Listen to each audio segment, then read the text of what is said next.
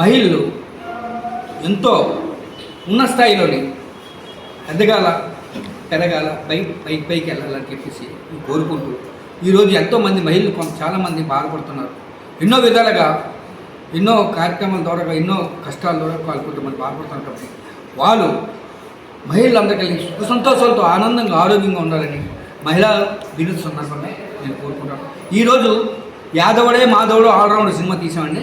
ఈరోజు మహిళలకు సంబంధించిందండి. ఈనాడు చెడువేసనాలు బానిస అయిపోయి చాలామంది ఈ తాగుడికి బానిస అయిపోయి మహిళలు ఎంతో బాధపడుతున్నారు. బాధపడుతూ ఎంతో హింసలు పెడుతున్నారు.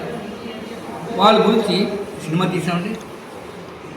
చాలా కష్టపడ్డాం. సినిమా సక్సెస్ అయింది. చాలా సంతోషం. ఆ సినిమా చూస్తే చాలామంది బాగా చెప్పారండి.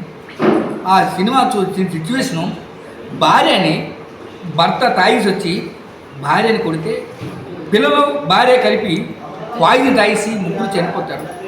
దానికి ఎంతో రెస్పాన్స్ వచ్చిందండి.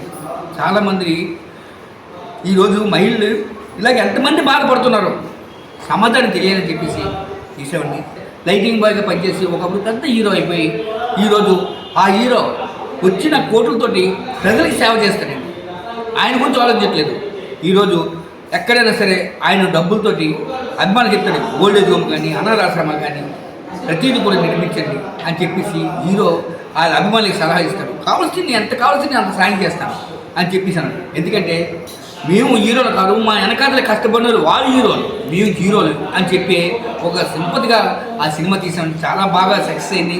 కళాకారులు అంటేనే అందరూ కళల వల్ల ఒక ఐకమత్యంగా ఉండి ప్రతి ఒక్కరు అన్నదమ్ముల్లా అక్క చెల్లెళ్ళ కలిసిపోయి ఎంతో హ్యాపీగా ఉంటున్నామండి. ఇలాంటి కళాకారులు ఉన్న మూలాన్ని మేమందరం కూడా లేడీస్ హ్యాపీగా ఉండగలుగుతున్నాం. ఆయన చిన్నారావు గారు మహిళల గురించి గొప్పతనం చెప్పారండి. మన మగవాళ్ళు చేసి పనులు వాళ్ళ ఆడవాళ్ళు ఎంత కష్టపడుతున్నారో, వాళ్ళు ఎన్ని ఇబ్బందులు పడుతున్నారో అవన్నీ కూడా ఈ సినిమా చూసి తెలుసుకొని మారుతారన్న ఉద్దేశంతో ఆయన ఆ సినిమా తీశారు.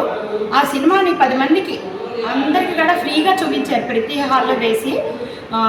ఈ సినిమా వల్ల అందరికీ మంచి మెసేజ్ వచ్చిందండి. తాగుమూత భర్త వచ్చి పెళ్ళాన్ని కొట్టడం తిట్టడం అవన్నీ చూసైనా పురుషులు మారుతారనే ఉద్దేశంతో ఆయన ఒక మార్పు రావాలన్న ఉద్దేశంతోనే ఆ పట్టుదలతో ఆ సినిమా తీశారు. చాలా చక్కగా తీశారండి.